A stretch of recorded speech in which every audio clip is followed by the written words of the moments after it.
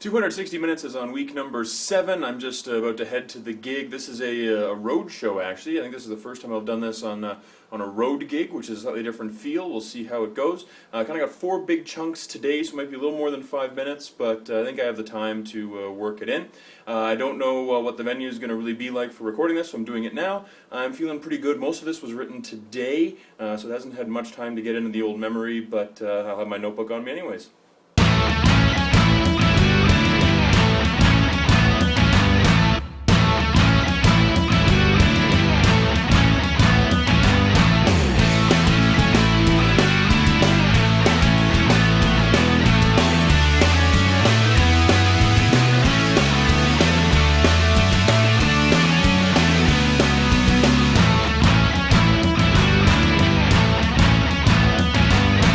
This actually happened today here in Lethbridge. I was at the drugstore and I saw like an Amish, like Hutterite woman in line, and she was buying disposable diapers.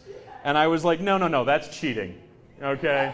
Unless you're wringing your baby's shit out of a cloth diaper that you made by shearing a sheep, you take off the headscarf, okay?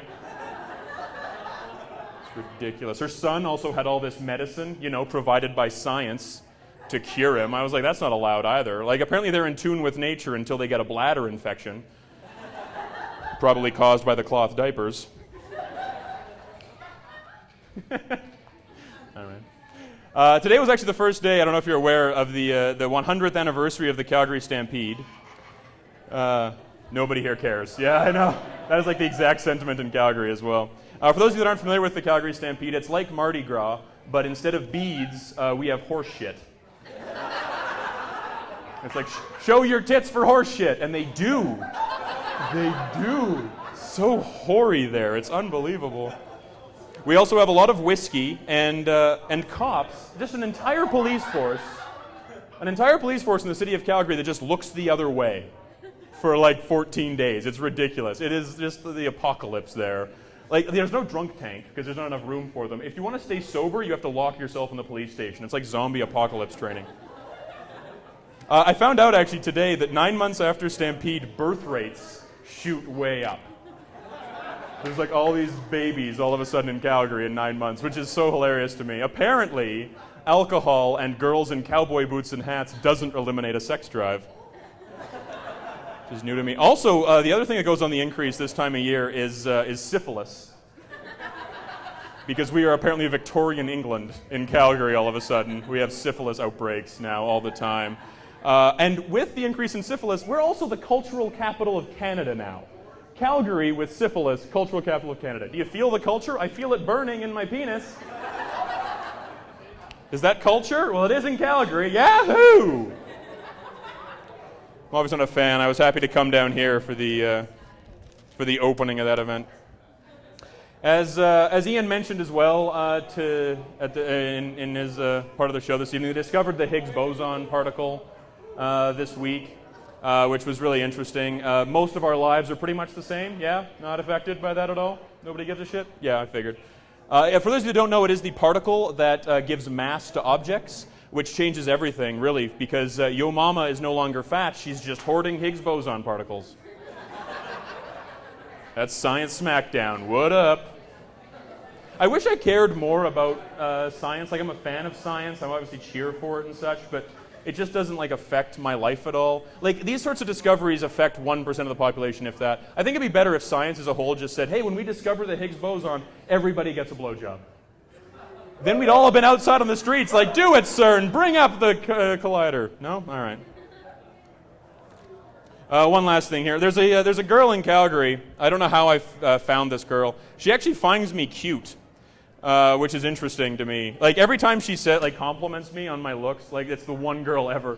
Every time she's like, oh, you're very handsome, I want to look at her and just go, what are you, a fucking idiot? Like, but that's not good first date talk, I'm just so paranoid that she's pranking me in some way, like it's an elaborate ruse for MTV or something. Like, she's going to jump out after we're married and be like, hey, you're actually ugly. That is my life, though. I actually think that I am living in a Truman Show type movie where I'm the star and you're just all extras that are paid to come out and watch me. I haven't been dissuaded from that yet. Sorry? Thank you, sir, for that.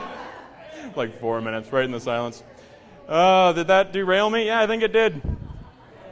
Oh, no, that didn't actually. This girl, I haven't seen her a lot recently because I'm very busy. Dick jokes do not write themselves at all. If they did, that'd be creepy. It'd be like self-replicating robots. Like, we're not ready as a society for dick jokes to write dick jokes.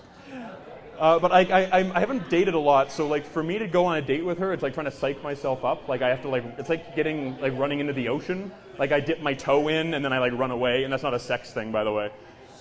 I don't do that shit. But then eventually I'm just gonna blitz in and just be in the cold water splashing around and just so happy, and that is a sex reference.